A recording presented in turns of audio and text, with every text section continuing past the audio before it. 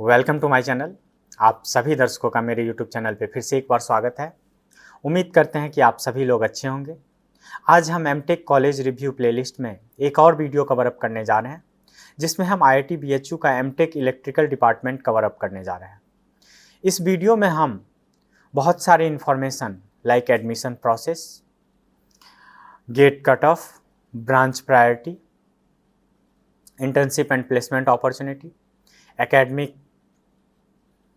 academic details, academic stress, overall campus life, hostel and mess facility, fee structure,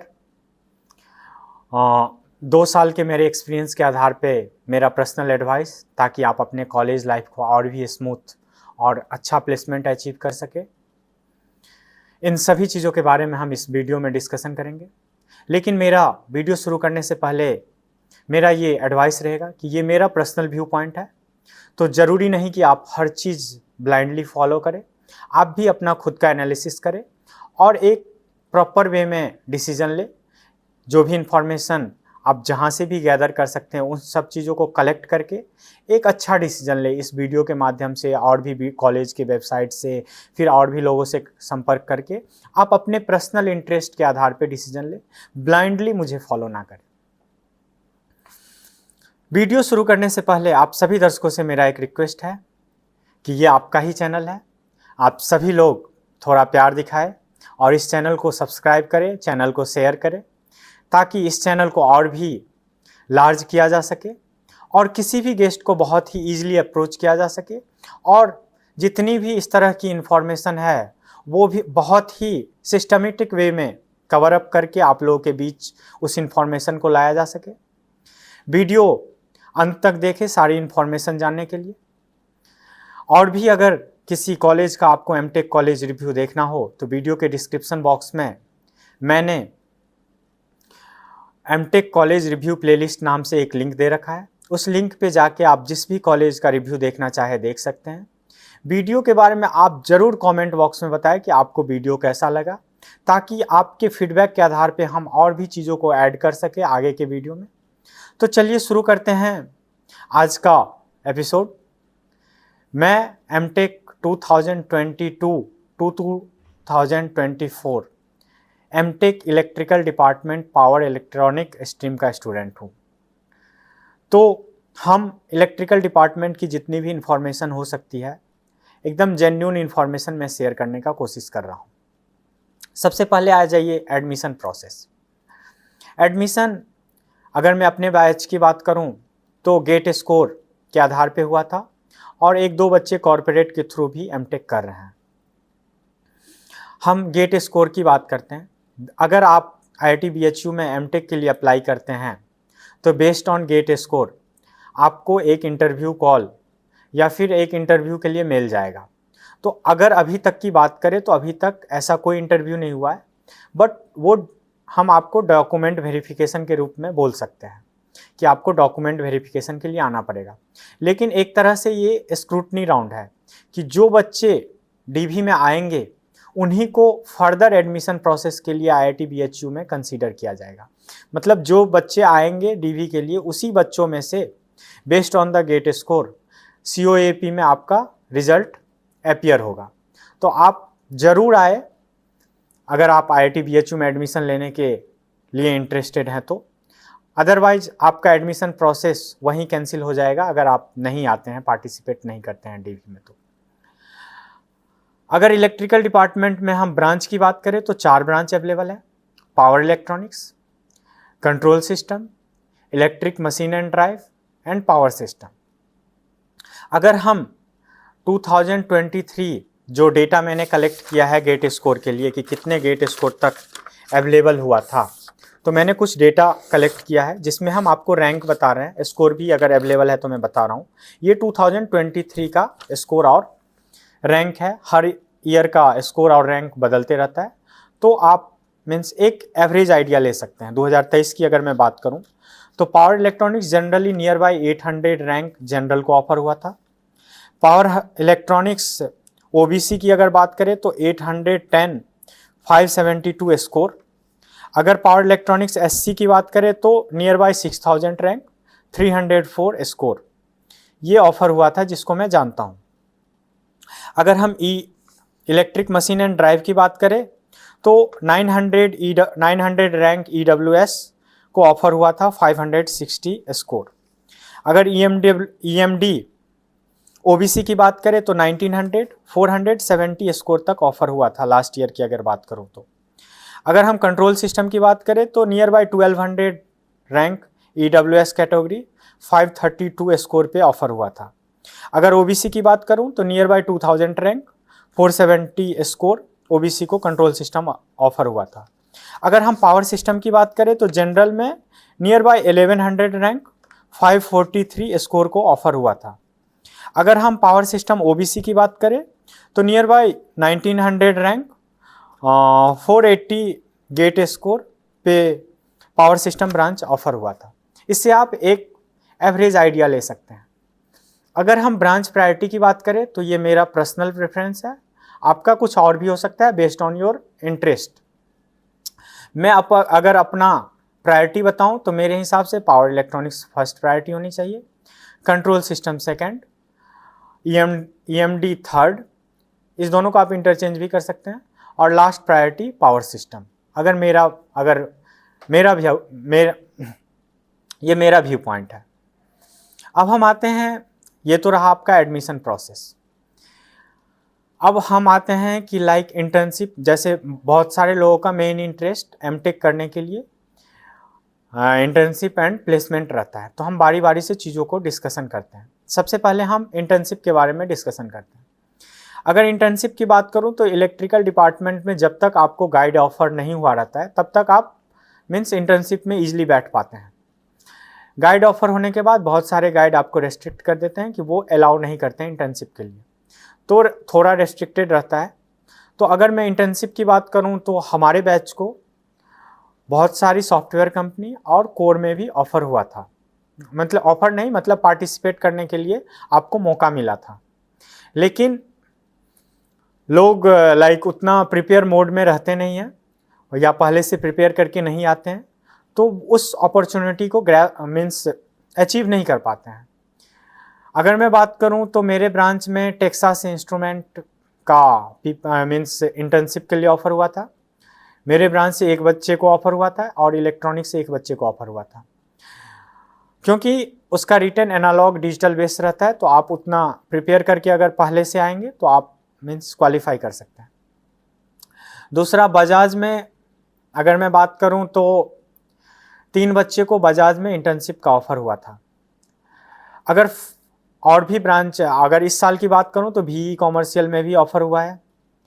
तो अगर मैं अपने batch की बात करूं तो एक बच्चे का फाइनली PPO कन्वर्जन हुआ था बजाज में, TI में PPO फाइनल फुल टर्म में कन्वर्ट नहीं हुआ था, और बजाज में 3 में से 2 ही बच्चे इंटर्नशिप करने गए थे, एक नहीं गए थे, और एक बच्चे को PPOs में ऑफर हुआ था।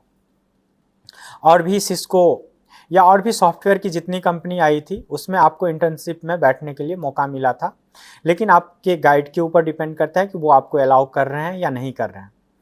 तो और दूसरी बात मैं आपको ये भी सजेस्ट करना चाहूँगा कि आप गेट रिजल्ट निकलने के बाद आप प्रिपरेशन मोड में आ जाए कि आपको किस टाइप की कंपनी में जाना है, तो आप प्रिपेयर करके आए ताकि आपको यहाँ के इंटर्नशिप का जो रिटन एग्ज़ाम हो उसको आप क्वालिफाई कर सके, इंटरव्यू आप फेस कर सके, इंटरव्यू को आप क्रैक कर सके। आपको जिस भी एरिया में इंटरेस्टेड हो, लाइक कोर इलेक्ट्रिक या इलेक्ट्रॉनिक्स या फिर कंप्यूटर साइंस डिपार्टमेंट या फिर सॉफ्टवेयर डेवलपमेंट, जिस भी एरिया में आपको इंटरेस्ट हो, तो आप वो चीज़ प्रिपेयर करके आए ताकि आप इंटरव्यू या फिर रिटन एग्ज़ाम क्वालिफाई कर सके।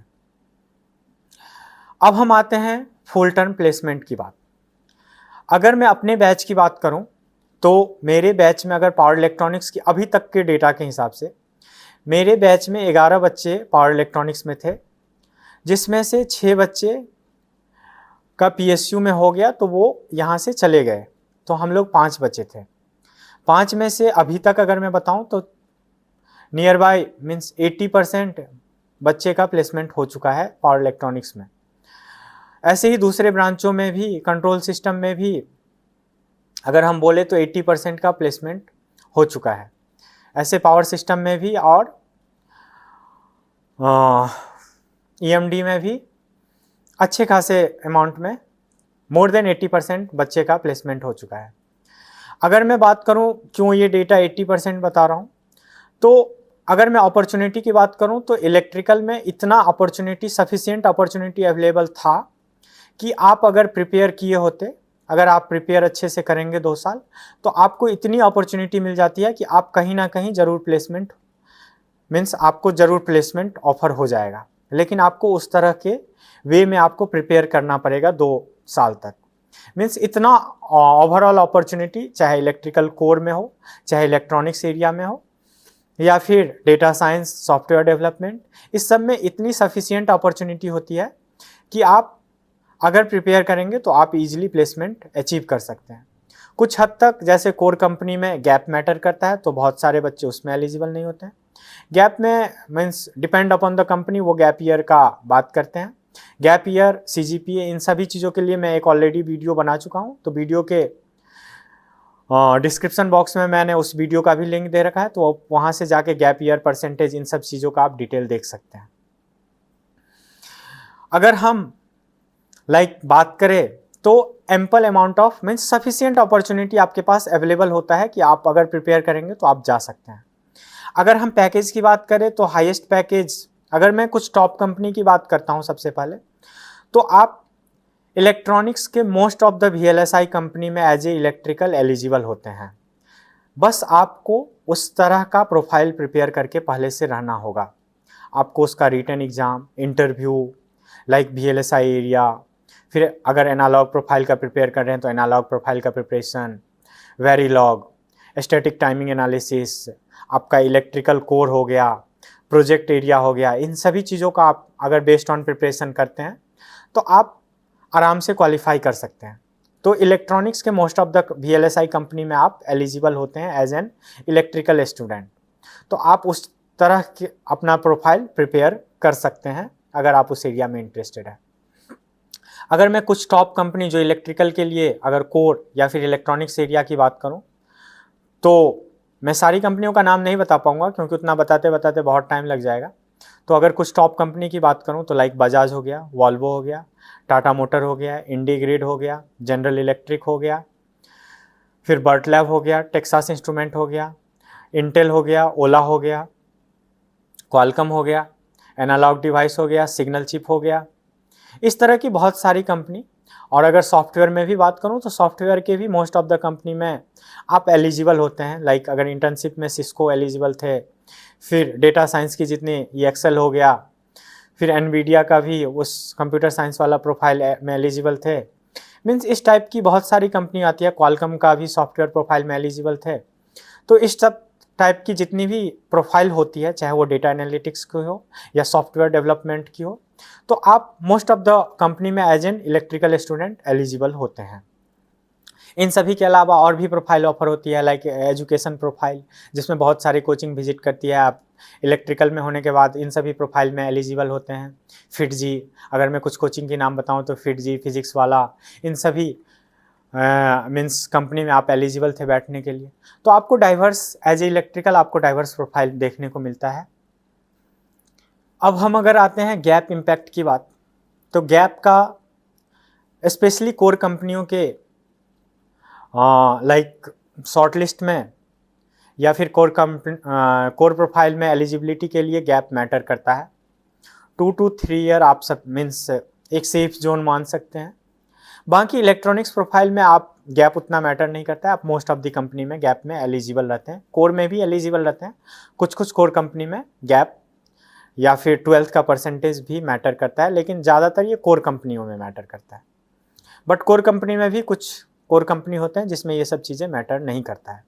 मैं अलग से गैप, परसेंटेज, CGPA, इन सभी चीज़ों, प्रोजेक्ट, इन सभी चीज़ों का एक सेपरेट वीडियो बना चुका हूँ। तो अगर आपको इस चीज़ों के बारे में ज़्यादा डिटेल में जानना हो तो वीडियो के डिस्क्रिप्शन बॉक्स में मैंने उन वीडियो का लिंक दे रखा है, तो आप देख सकते हैं।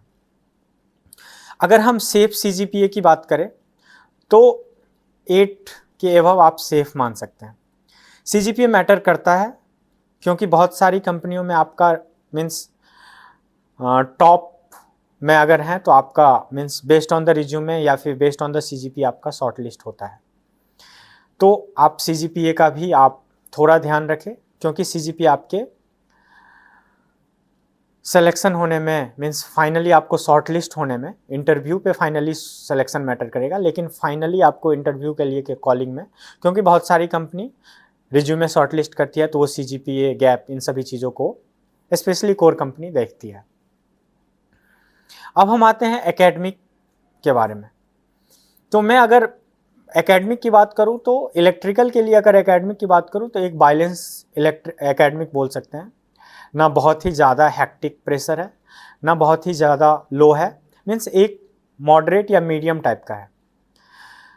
अगर मैं मीन्स आप इस चीज़ों से अंदाज़ा लगा सकते हैं कि यहाँ के बच्चे ऑल इंडिया रैंक गेट में 22 तक लाए हैं, 45 लाए हैं, 48 लाए हैं, मीन्स अच्छा खासा टॉप में गेट रैंक ला रहे हैं। इसका मतलब उनके पास टाइम मिल रहा था, वो चीज़ों को साथ में मैनेज कर पा रहे थे, तो उन्होंने उस तरह से मैनेज किया है। तो एकेडमिक स्ट्रेस इतना है कि अगर आप किसी और भी चीज़ों का प्रिपरेशन करना चाहे तो आप कर सकते हैं।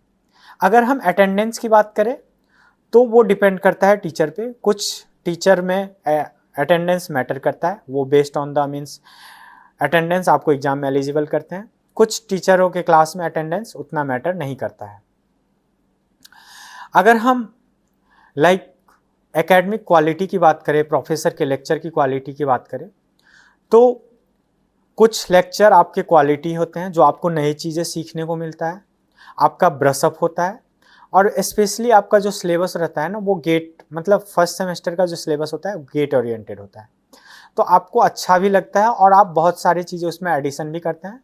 बट कुछ कुछ लेक्चर मीन्स उतना अच्छा नहीं होता है, तो कुछ कुछ टीचरों के लेक्चर आप देख मीन्स अच्छा लगेगा, आपको क्लास अटेंड करने में सही रहेगा।